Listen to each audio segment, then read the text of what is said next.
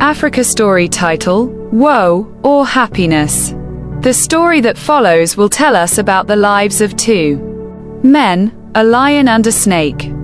It teaches us how we can show our gratitude to those who help us in difficult times. Once upon a time in a village lived the king, his wife, his daughter and the whole population of the kingdom. One morning, a man who lived in the kingdom decided to go to the forest as usual to look for food for his family. When he arrived, he saw a hare and began to pursue it. However, like any living soul, the hare was afraid of being caught and killed, so he hid in a hole near an old tree. While the man was pursuing this animal, he was not alone. There were other pursuers, the lion and the snake. When he arrived in front of the hole that the hare had entered, the man saw the lion roaring at his side and the snake that tried to break into the hole in which the hare had hidden. By disrupting the hole, the old tree nearby fell on them. All of them began to cry for help. Help, please save us.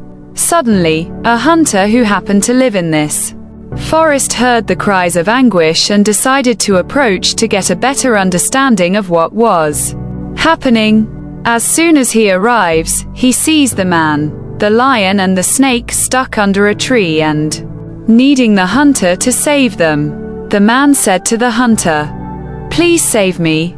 I am a human being. Like you, I am also someone who will come to help you in difficult times. Please save me." The lion at this moment also began to beg the hunter, saying, "Please, hunter, you and I have known each other a long time in this forest. I have never eaten you even when I was very hungry. I've always considered you my greatest friend. Now, please be nice to me. Get me out of here and one day I will make you a gift that you never dreamed of." The snake then told the hunter, "Please, sir, I know that there is always enmity between you and me. You hate me, but today I swear I will do thee no harm. Save me and see that I also will save you one day." The hunter said to all of them, "You're all lying. What proves that you are not lying to me? I will not save you.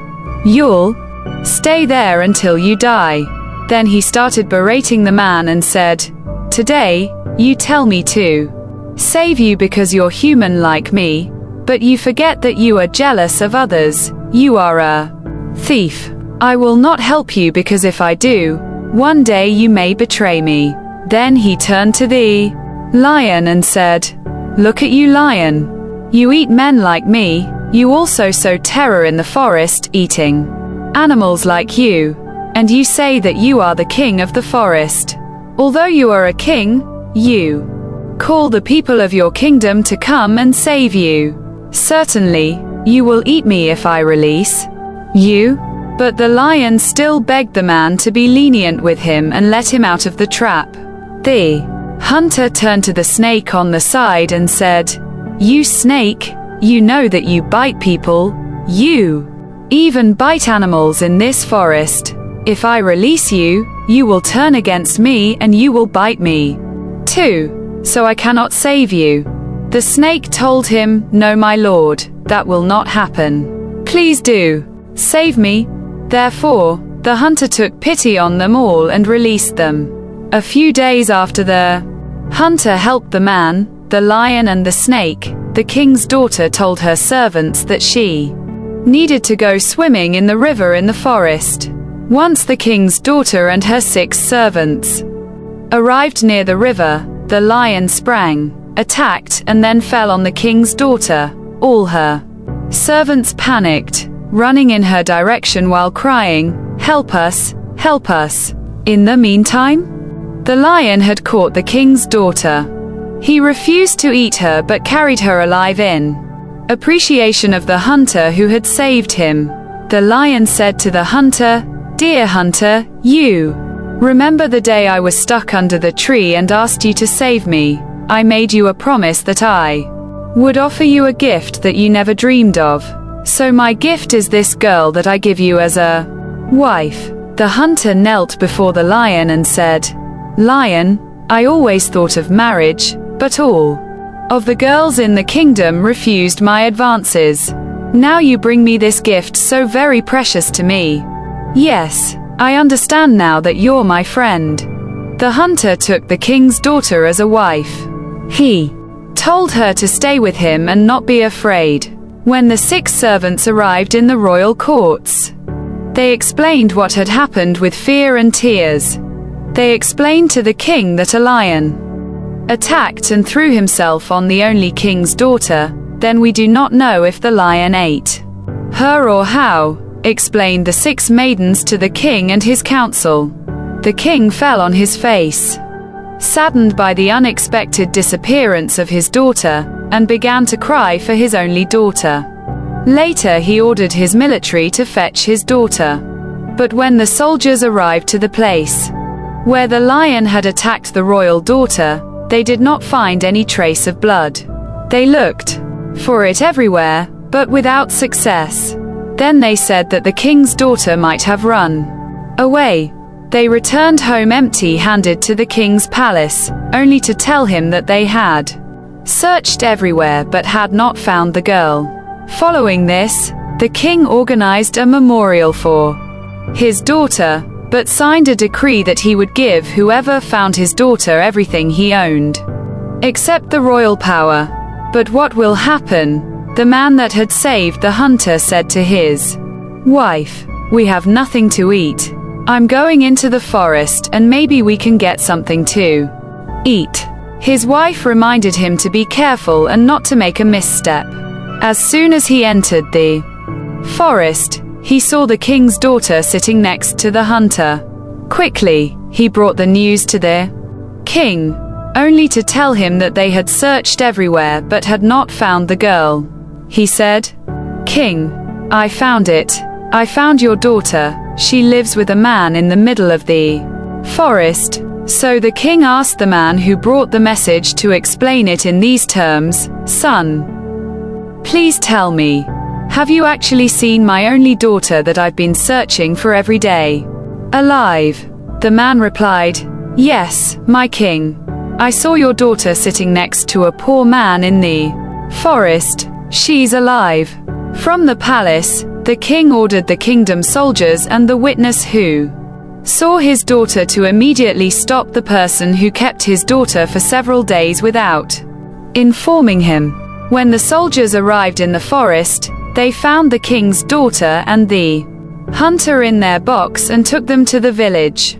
When the king saw his daughter, he ordered them to give to the one who found his daughter everything he needed, and they did it.